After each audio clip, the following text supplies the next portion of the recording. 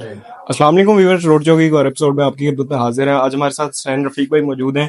हसनैन भाई जरा अपना इंट्रोडक्शन करवाएंगे। मेरा नाम एडवोकेट हसनैन रफीक है और मैं इलेक्ट्रिकल इंजीनियर भी हूँ और पीपी 169 से एमपी का कैंडिडेट हूँ। सर ये मुझे बताएंगे, इतनी यंगर स्टेज में आपको इस चीज़ की तरफ आपका किस तरह ख्याल आया?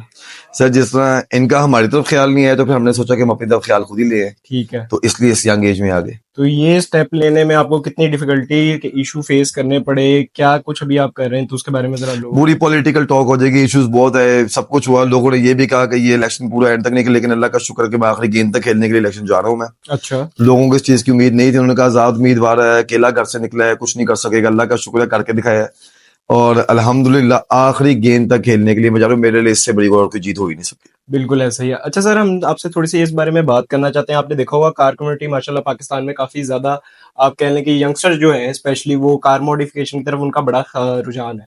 तो उसके बारे में बताएंगा, अगर आपको सीट मिलती है तो आप इस हॉबी को किस तरह प्रमोट करेंगे? अच्छा यार, इसके लिए तो बड़ा स्ट्रेटली अगर आप मेरा मेरा बैकग्राउंड के अंदर जाएंगे तो मैं भी घोस्ट प्रोटोकॉल्स का मेन कोर टीम मेंबर हूं मैं। अच्छा अच्छा। और हमारा तो टोटल स्नैरियो ही सारा out of market sports cars और बिल्ड कार्स और पूरी मतलब के कार enthusiast है आप कार लोग। एंथुसियास्ट टाइप के हम लोग। ठीक है, तो ऑब्वियसली बात है कि उसमें जो मुश्किलात है हम नौजवानों के लिए, बिकॉज बेसिकली हम लोगों को एक्टिविटीज नहीं दी जाती हैं। बिल्कुल ऐसा ही है। अगर हमारे पास एक्टिविटीज हो तो डिट्रैक्ट हो ही ना। बिल्कुल तो ऐसा। मेरी तो अपनी पूरी कोशिश ये है कि हम नौजवानों को मैं एक्टिविटीज मजीद दूं। घोस्ट प्रोटोकॉल के नाम से जब आप देखेंगे तो आप मुझे जान जाएंगे कि हमने कितना कुछ किया और क्या हमने नौजवानों के लिए इवेंट्स वगैरह हम लोगों ने किए हैं। और मैं सेम उस टाइप का एक इंथुजियास्ट किस्म का नौजवान ही हूं मैं। और अपना टोटल जो रुझान है वो सिर्फ अपने नौजवानों की तरफ है और किसके लिए, किसी के लिए ना सोच रहा हूँ ना कुछ दिमाग में। ठीक है। अच्छा आप मुझे बताएं, जो कार मॉडिफिकेशन आजकल चल रही है इसके बारे में आपका क्या ख्याल है? अगर इसको आप प्रमोट करना चाहेंगे या प्लेटफॉर्म वगैरह देंगे जो अच्छी गाड़ियां मॉडिफाई हुई हुई होती है, जिस तरह आपका मैंने देखा था थोड़े दिनों पहले गोस्ट प्रोटोकॉल में, आप लोग काफी फैमिली एनवायरनमेंट के अंदर इस चीज को प्रमोट कर रहे हैं। तो कार मॉडिफिकेशन के रिलेटेड कुछ गाइड करें कि आप हम लोगों को प्लेटफॉर्म देंगे इस चीज के लिए? भाई बहुत महंगी है, इसको थोड़ा सस्ता करने की कोशिश करेंगे। ठीक है, चीजों की इम्पोर्ट में बहुत मसला है, उसके अंदर इस मसले को हल करने की बिल्कुल कोशिश ऐसा ही करेंगे। है। और इसके अंदर जो मजीद जदीद चीजें जो पाकिस्तान में अवेलेबल नहीं है, जिनके लिए हमें बाहर के मुल्कों में जाना पड़ता है, बिल्कुल उनको ऐसा ही पाकिस्तान है। में लाने की कोशिश करेंगे। ठीक है, और इस चीज को मतलब कि हर नौजवान को, यार एक बहुत अच्छा शौक है ये मेरे ख्याल में उन शौक से बेहतर है जिनके अंदर नौजवान नस्ल तबाह हो रही है। बिल्कुल उससे ऐसा तो ही बहुत बेहतर है ये। और मैं चाह रहा हूँ कि खास तौर पर जो हमारे पढ़े लिखे लोग हैं उनको इस चीज का शौक भी बहुत है। तो इसको पूरी प्रमोशनल पूरा एक किस्म का इसको एक मजबूत किस्म की स्ट्रॉन्ग कम्युनिटी बनाना स्ट्रॉन्ग चाहते हैं। कम्युनिटी बनाया जाएगा ठीक है, इंशाल्लाह ताला। तो यानी आप प्लेटफॉर्म हमें देंगे?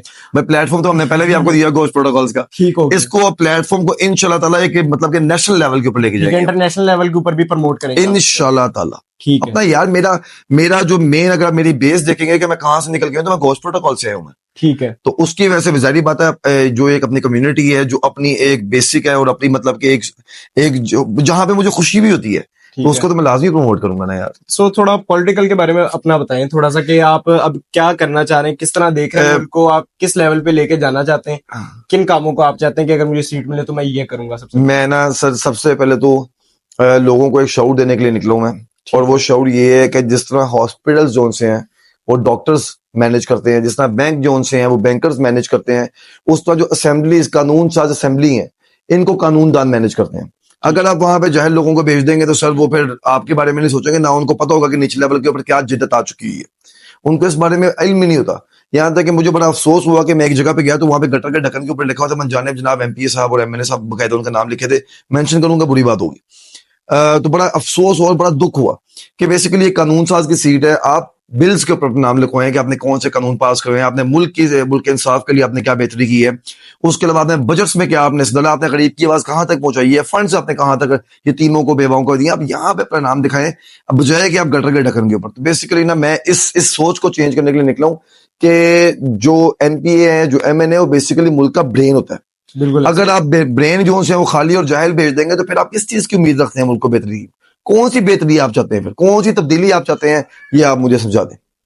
यानी आप कहना चाह रहे हैं कि जो लोग होते हैं काम नहीं करते आगे, जो उनको फंड्स वगैरह मिलते हैं? नहीं, मैं ये कहना चाह रहा हूँ कि उनसे होते नहीं है, होते नहीं है। उनके पास इतनी काबिलियत और इतनी तालीम होती नहीं कि वो कर सकें। ठीक है, तो आप उसके बाद फिर उनके पास एक ही ऑप्शन बचती है कि आए हैं जो समेटे या तो समेटे, अगली दफा का पता नहीं आएंगे कि नहीं आएंगे। ठीक हो गया। अच्छा, जब आप इस काम को अकेले करने के लिए निकले थे तो फैमिली की तरफ से क्या आपको फुल सपोर्ट थी? क्या फैमिली वालों ने कहा यार ये काम करो या ना करो? थोड़ा इसके बारे में बताएं। सर मैं ये देख रहा था कि हम लोग ना घर पे बैठ के सियासत करते थे, कहते थे कि तू निकल, तू निकल, तू नहीं बिल्कुल निकला, तू ऐसे नहीं ही है, निकला। बिल्कुल ऐसे ही। मैंने ये डिसाइड किया कि कब तक तू तू तू निकल होगा, खुद निकल पड़ता हूँ। हालांकि और सबसे ज्यादा डिमोटिवेशन भी मुझे अच्छा। हमारे जो लास्ट और किस्म के नौजवान है वो मुझे करते हैं। अच्छा। उनको ये लगता है कि हम नहीं निकल सकते तो कोई भी नहीं निकल सकता। तो मेरा उनके लिए पैगाम है कि आप भी निकलें। मुझे डिमोटिवेट करने से बेहतर है कि आप खुद भी निकलें। सो यानी आप कहना चाह रहे हैं कि आप जितने भी मुल्क के हालात हैं, यानी जो हमारा एरिया है स्पेसिफिक, आप इसको यानी जिस तरह आप बता रहे थे कि छोटे छोटे मसले हैं उनको आप सॉल्व करने का। वो मसले तो यार ऑटोमेटिकली सॉल्व हो जाएंगे जब एक ईमानदार बंदा जाके बैठेगा। ठीक है। वो मसले सॉल्व इसलिए होते हैं क्योंकि उनको बेसिकली इलेक्शन के टाइम के ऊपर आपकी मजबूरी का वोट कैच किया जाता है। अगर मजबूरी खत्म हो जाएगी तो वोट कैसे कैच करेंगे? बिल्कुल ऐसा ही है। सिंपल सा जवाब है। बिल्कुल वो ऐसा ही है। मजबूरियां जब इलेक्शन के खत्म हो टाइम जाएंगी तो ये कैसे वोट कैच करेंगे? ठीक। मैंने वो मजबूरी का वोट खत्म करना। मेरी कोशिश यही है कि वो मजबूरियां ही खत्म हो जाएगी जिनका वोट ये कैच करेंगे।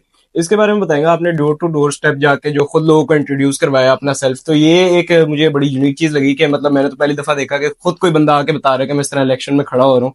तो ये इसके बारे में थोड़ा गाइड करें, इसकी तरफ किस तरह ख्याल है कि मैं खुद जाके लोगों से मिलूं, वरना इस तरह नॉर्मली तो अगर कोई इलेक्शन में खड़ा हो रहा तो लोग उससे मिलने ही नहीं देते। यार मैंने तो अपना डायरेक्ट नंबर भी दिया हुआ हर जगह के ऊपर। अच्छा, ये मेरा आपका डायरेक्ट नंबर है, जब भी कॉल करें फौरन मैंने ही पिक करना है। कोई अच्छा। असिस्टेंट कोई चक्कर नहीं है। ठीक है। बेसिकली अगर आप खिदमत करने का जज्बा रखते हैं, आप तालीम याफ्ता हैं और आपके अंदर हुनरमंद है, आप काबिलियत रखते हैं, तो आपको वो दिखानी चाहिए।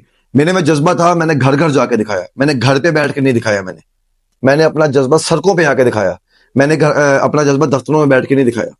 मैंने अपना जज्बा आपके घर पे आके दिखाया। मैंने कॉर्नर मीटिंग्स में नहीं दिखाया।